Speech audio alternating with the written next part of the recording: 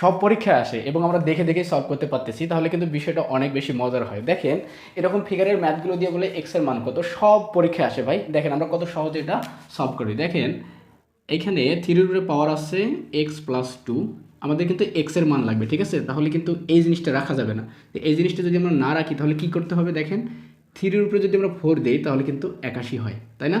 থ্রির উপরে ফোর দিলে কত হয়? 81 হয়। তাহলে আমরা জানি যে সমান সমানের এই পাশে এবং সমান সমানের এ পাশে দুই পাশের বেস কী হয়? কেটে যায় যদি একই হয়। তাহলে একই আছে সেজন্য কেটে গেল। তাহলে এখানে থাকলো এক্স প্লাস টু সমান সমান ফোর, এক্স এই পাশে রাখলাম, টুটা পার করে দিলাম, তাহলে এক্সের মান আমরা পাইলাম টু। মানে কত সহজে কিন্তু কত কম সময়ে কিন্তু আমরা নির্ণয় করে ফেললাম, তাই না? তাহলে এটা যদি আপনারা বুঝে থাকেন তাহলে এটার অ্যান্সার কমেন্ট বক্সে দিবেন। এটা যদি হয় তাহলে এক্সের মান কত, যদি পারেন তাহলে কমেন্ট বক্সে দিবেন। এবং ভিডিওটি ভালো লাগলে অবশ্যই আমাদের এই পেজের সঙ্গে থাকবেন, কি করে? ফলো করে। ধন্যবাদ।